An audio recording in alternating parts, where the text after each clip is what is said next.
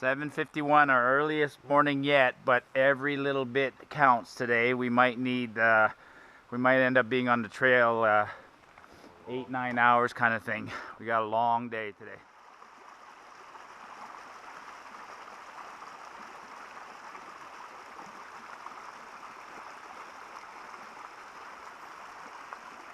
Later. That's one of the qualifications for being a police officer. You have to have an exceptional sense of balance, like a ballerina. Right. So Jeff walked in those yesterday and he's walking them in again today. The boots are just hurting too much? Way too much. Way too much. Both heels now. That's crazy. Good to know that you can hike in those. Put your insoles from your And JT's hiking in his shoes also. Wow. Leaving second last camp. Bye. 30-kilometer day today. Sun's coming up, but not only is it coming up, but I'm walking around that mountain. Look at how fast it came up. I'm just gonna keep walking this way, quickly catch up to JT, and you'll see the sun will be right up. Oh, look at that, look at that. Real time, folks, real time. Look how fast it came up. I'm gonna wreck the camera. That's Glacier Pass.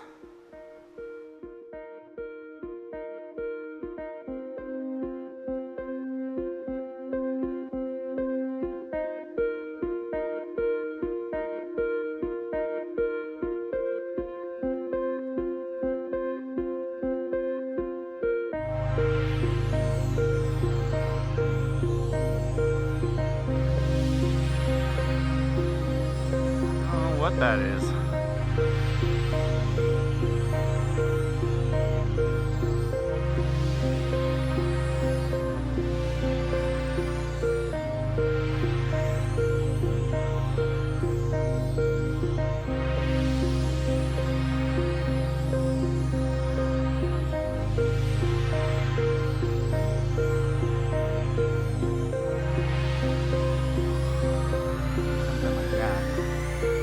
That's not random.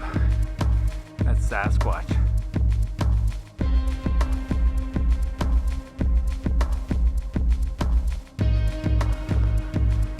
Getting ready for a ford. Lots of 3 or 4 in a row here this morning, so let's get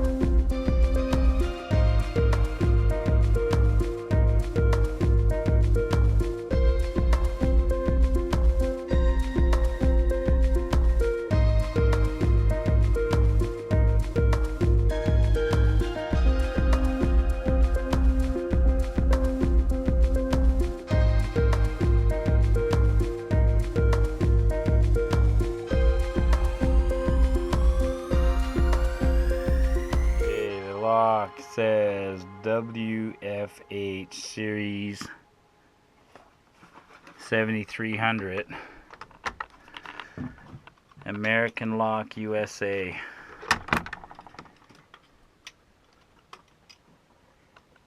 Alright, Bosnian Bill, or lock picking lawyer, how do I pick that? Passing camp night number 2, just over there, that little knoll.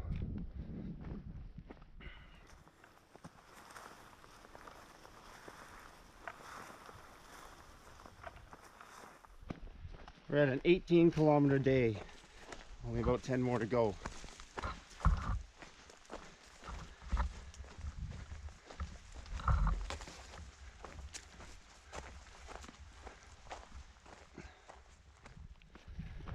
Okay.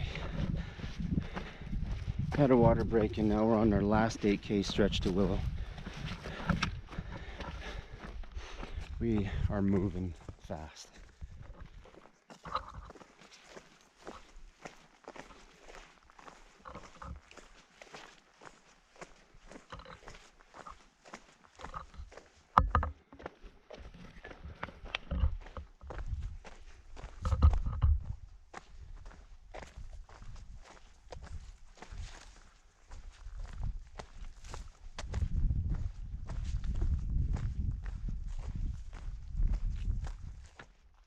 Saw this a few days ago.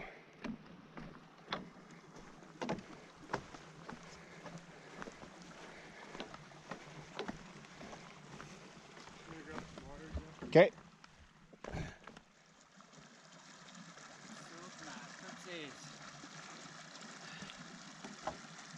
Need a soak.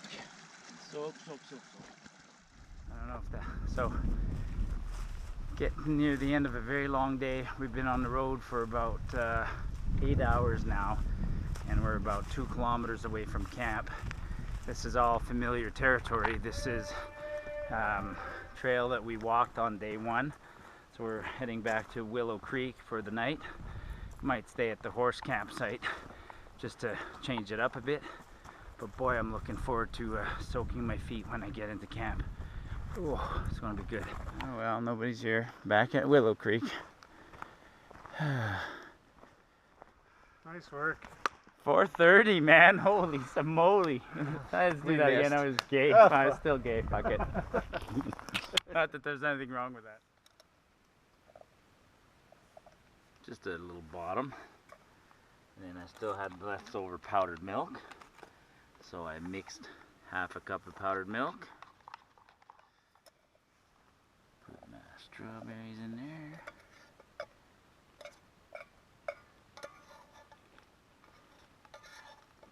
Grass, horse piss, everything. It all goes in.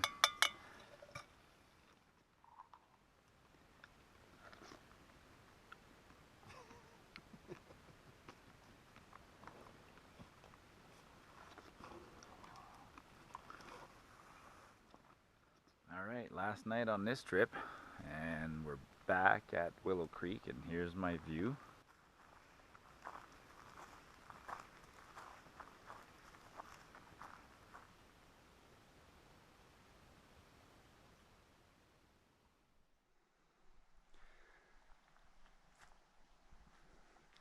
Well, this is what the end of the day looks like.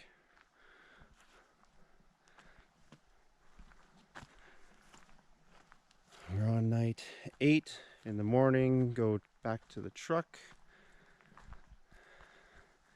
It's a tiring day.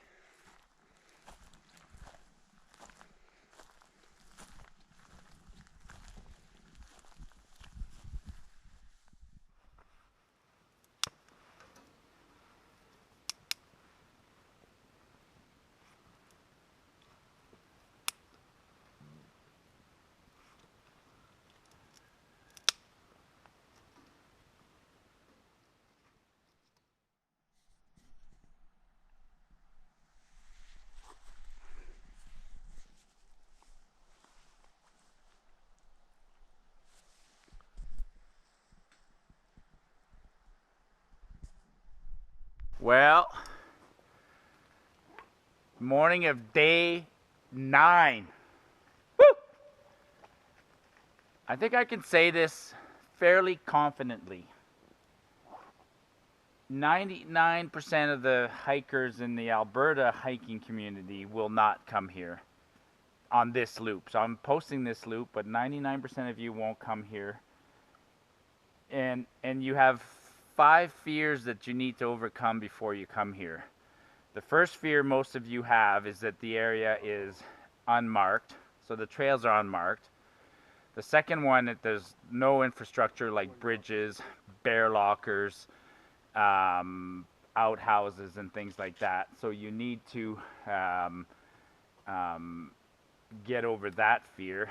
The third one is that it's very remote and you won't encounter other people. The fourth is that it's far from Calgary or Edmonton, so it's 4 hours to get to the trailhead.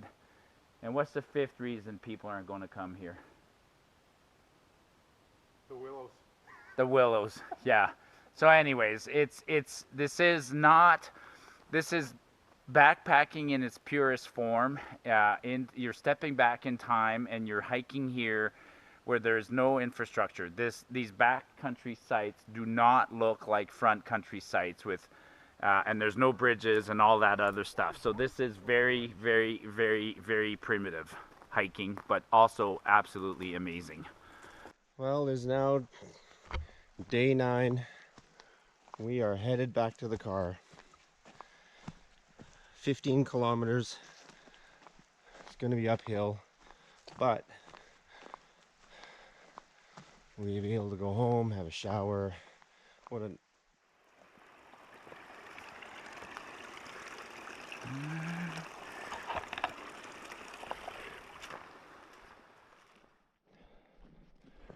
Oh, gotta get the feet back. Oh. All wrapped up. Ooh.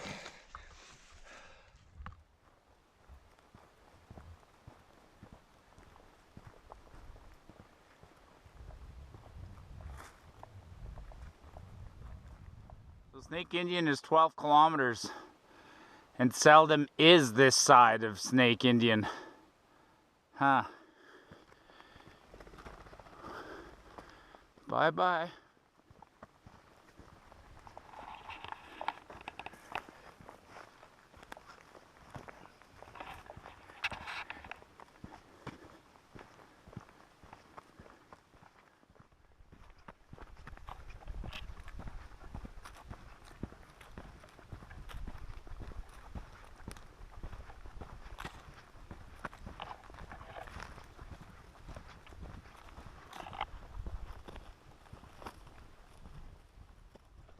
Oh, the boys are getting far ahead. The right foot has now fully complied. I'm just waiting for the left foot to wake the fuck up. Let's go, boy.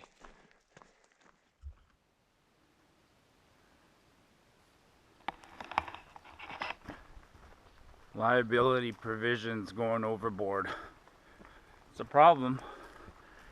Once Parks Canada or any other organization starts charging a fee for something, they increase their liability. Even if they make you sign a waiver, they're still liable.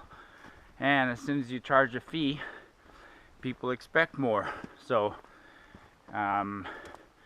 you start seeing infrastructure getting built, and then that infrastructure needs to be maintained. So then you need to charge more fees to maintain the infrastructure. It's a never-ending cycle.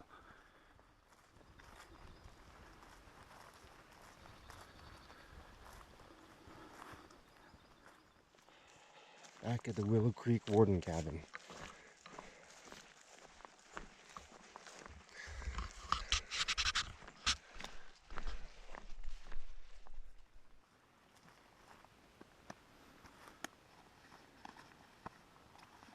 Why do you have a cord in your mouth? It's gonna die.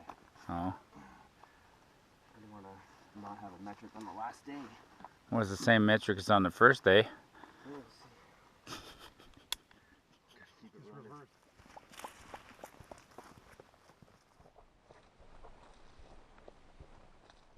Last willow field of this trip.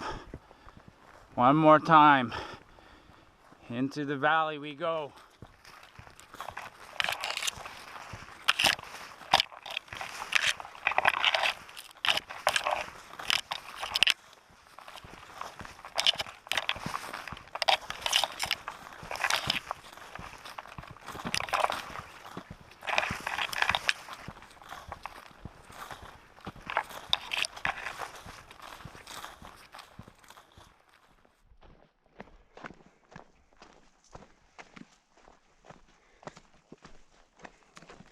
Memories of day 1.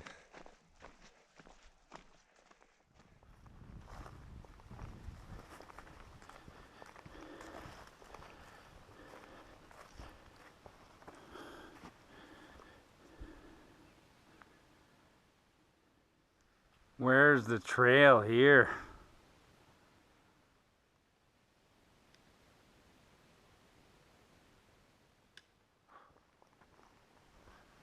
All puffed out. Who you trying to impress, big boy? Breeding season's over. Breeding season's over, big boy. All with his red feathers, and look at that. He's trying to attract a female. Look at how big he is.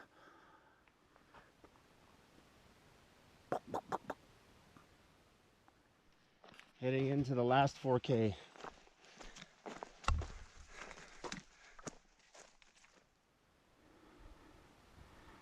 Well, that was home for the last 8 days.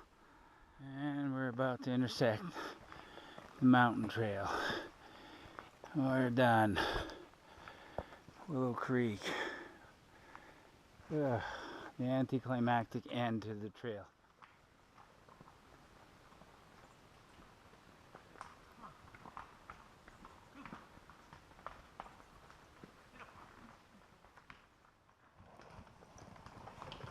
Hello. Morning.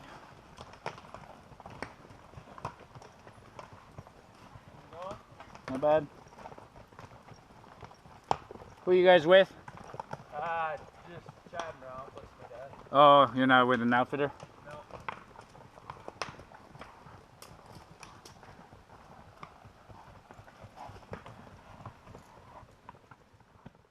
Yeah, that's one way to travel. So 5 people, 10 horses. Or, yeah, 10 horses, 40 hooves. So when we go through willows and we get all messed up, that's because a group like that will absolutely demolish a willow. But that's okay, because if they didn't go through there, there'd be no trail.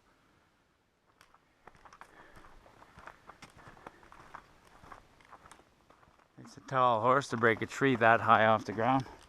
Holy Moses.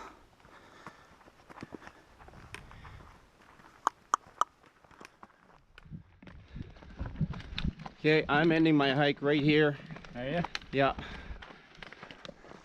Parking lot's over there. 170 plus or 170?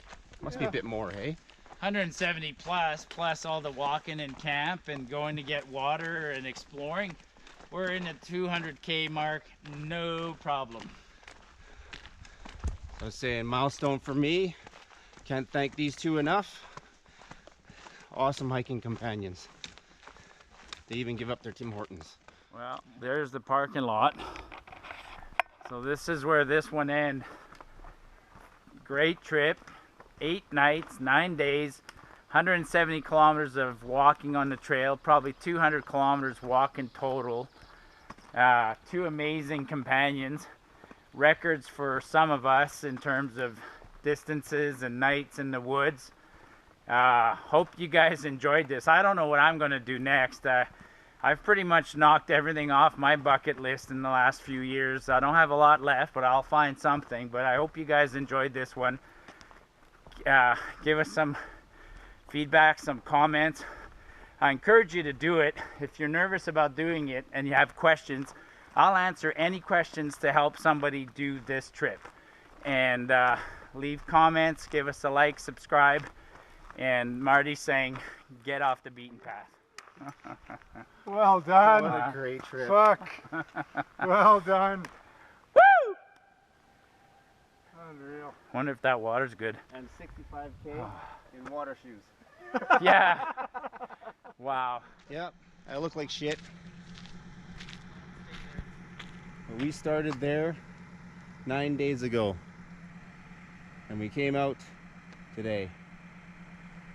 That was an epic trip.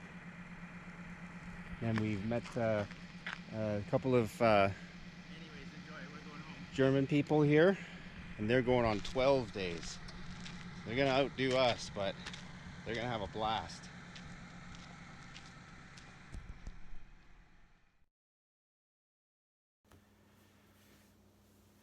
And then the next morning, another gorgeous day, but now another day I was dreading for different reasons. The day 8 was going to be really, really long because we had to go from Spruce Tree all the way to Little Heaven and back to Willow Creek. And we had 2 alternatives once we got to Little Heaven. we decided to give our, and we quite honestly thought we were going to be on the trail for about 8 hours that day. So we decided to leave at 8, because almost every morning we leave at 9. But we decided to leave at 8 that morning, and we wake up, and normally the reason we leave at 9 is we want to have breakfast, we want to tend to our feet, and we want to dry some gear, because nobody wants to travel with wet gear. Well, it was so warm that night that when we woke up in the morning, there was no condensation in our tents, and it was already dry. So it was like the gods were smiling on us. We got out of camp at 8 o'clock, and we made it to Little Heaven by 11. So we covered the first 11 kilometers going downhill pretty darn quickly, which was fantastic. And then had lunch at the warden's cabin at Little Heaven. And then the next half of the journey was about 20 kilometers. And we completed those 20 kilometers in 5 hours, and we got into Willow Creek at 4:30 instead of, we thought we might get there at 7 or 8 o'clock. We got there at 4:30. We were elated, high-fiving and having a great time, happy to be back. It all kind of mashes together, but you get little bits and pieces in your brain, like, oh, the willows, or oh, that stream, or the beers that JT pops out, and they all kind of meld into one another until you start picking out points of interest that you see in your mind. All the cabins, to me, even without prompting, I probably wouldn't remember which cabin was first, to be really honest, because the one thing I do say with this hike was I spent a lot of time looking down at my feet when I really would have liked to look up and not have to worry about if I was going to bust an ankle or something like that. But they all just mesh into one, but it all turns out to be this one massive picture of a huge hike that you've done. And it seems so quick now. At the time, there were long days, there were hard days, there were great days, and there were fantastic days. But in the very end, it just seems so, it's like a little blip. Like, I can't believe that's done. That's how much they mash into each other. These old cabins that we visit, are so amazing. So we saw about a half a dozen cabins. We saw the Willow Creek cabin, Topaz cabin, Caribou cabin, Little Heaven cabin, Blue Grouse, and one more, Vega. And it's a shame. There's such great cabins, but they're completely unused. Some of them look like they haven't been visited for years. There's tall grass and willows all around them. There hasn't been horses. There's no horse poop anywhere. These are historic sites, maintained but seldom used. It was a rush. It was a compliment to myself that I actually completed that. I couldn't have asked for two better hiking partners to get you through all of that. The group size was good with just the three of us. Actually, it turned out to be, we moved along at a good clip. And just a sense of accomplishment. You walk out of the trailhead and you're like, I cannot believe I was here 8 days ago, and I've spent all that time in the bush with a house on my back and everything I could possibly need to survive. And on the way down, once we left Little Heaven, we remembered that there was no water going up on that slope, so we made sure, I carried an extra liter, so I had 2 liters on me going down, and sure enough, we encountered another party of 5 young guys coming up. And when we met them on that section between Deer Creek and Little Heaven, we told them and said, hey, make sure you got water. And, they were self-assured. They're like, oh, no, we got enough water. And I told them, like, no, you don't, because it was another hot day. And I said, make sure you have a lot of water. So the 2 parties stopped by a creek. We all filled up and then had a chit-chat and went our own ways. But I hope I hear back from them somehow, but I'm pretty sure we did them a favor by telling them to make sure they had lots of water, because it was that slope is terrible. So that whole section from Deer Creek that follows all the way up to Little Heaven and Spruce Tree doesn't have a lot of water. I gotta tell you, I've jumped in lakes and streams and everything. That's probably one of the best times I've felt, especially on the feet. And it was a warm day. It wasn't super, super hot like we've experienced in the past. Like Castlegar is a good example, but it was still hot, and there was nothing better. And the lake was nice and crystal clear. It was flowing nicely, and and then one thing I really enjoyed was there was strawberries everywhere. So one morning I picked strawberries and I put them in my oatmeal. Another day I just picked strawberries in a cup and mixed a batch of powdered milk and just had strawberries and cream kind of thing, and it was fantastic. Yeah, yeah. I mean, we started off and we left really early in the morning. I think we left by 8, if I remember correctly. Whereas previous day we left around 9, 10 kind of thing. But we left a little bit earlier. It was a long, long day, and it was 15 kilometers, I believe, where we stopped, which was right at the point where we were coming back around to Little Heaven. And the Little Heaven cabin, that's it. One of the hilarious things that I've seen is I'm sitting there off to the side having my little break, and JT's off this way.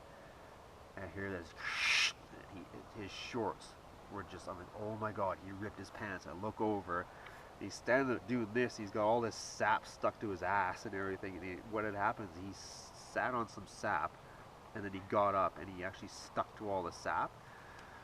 Both of us started killing ourselves because he said, I actually looked at that and I said, I better not sit in it. What does he do? He sits in it. And finally,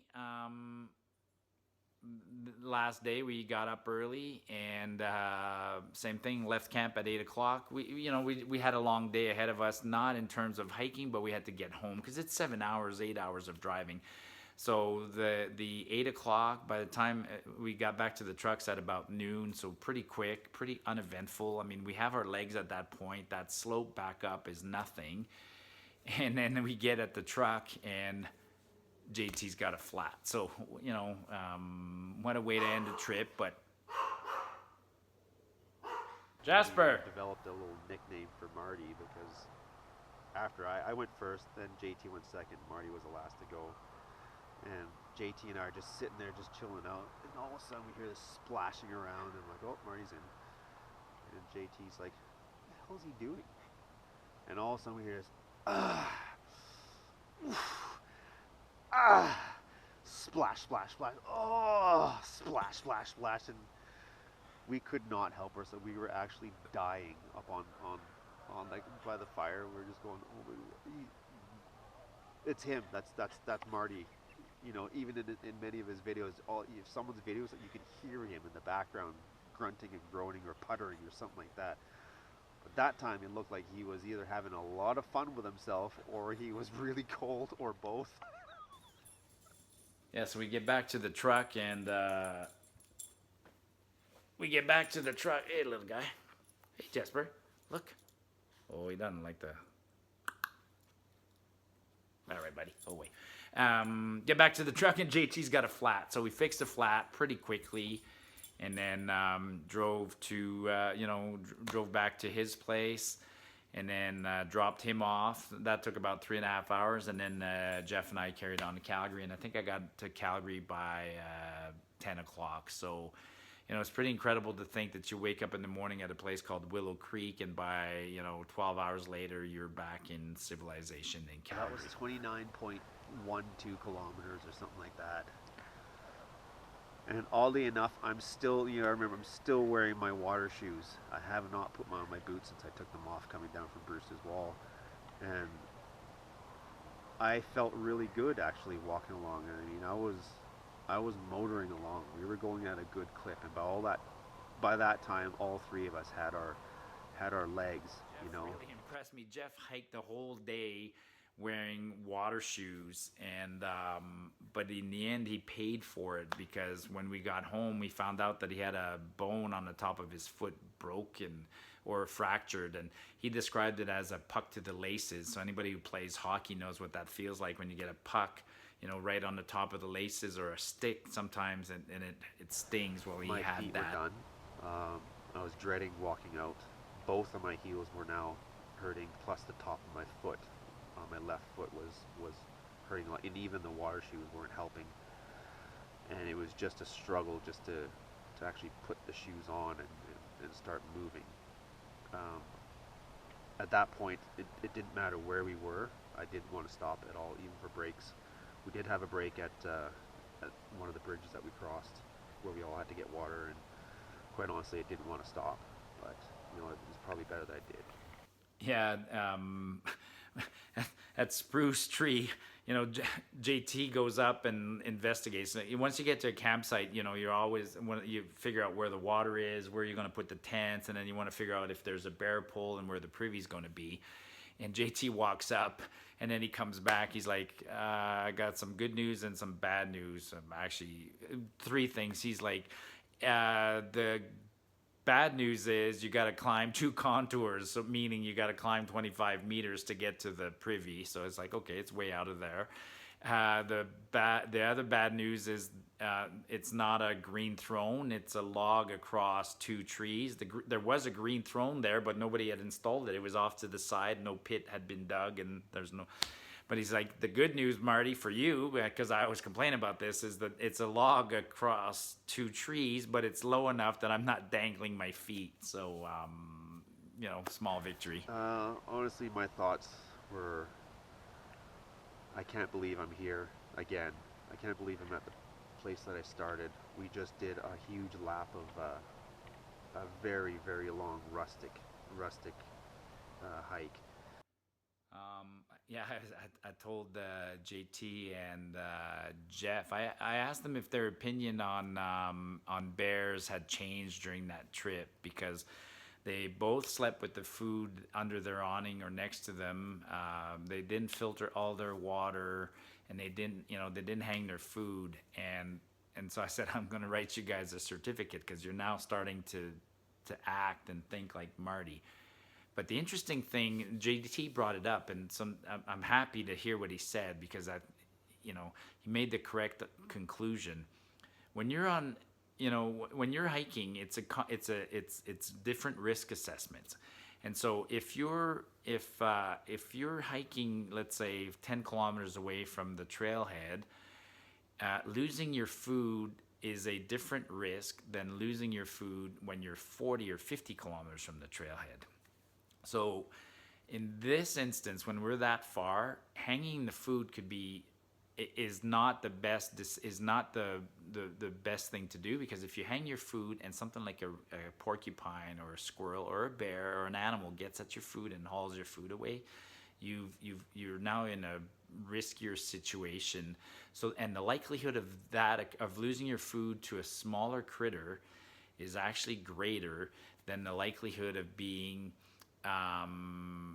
attacked in your tent, let's say. So it's kind of an exaggeration, but you're doing a risk assessment. So when you're that far in the backcountry, you want your food close to you, because you really can't afford to lose it. And if there's a slight chance that something comes for your food, you'll have to defend against your food. So it's a risk assessment.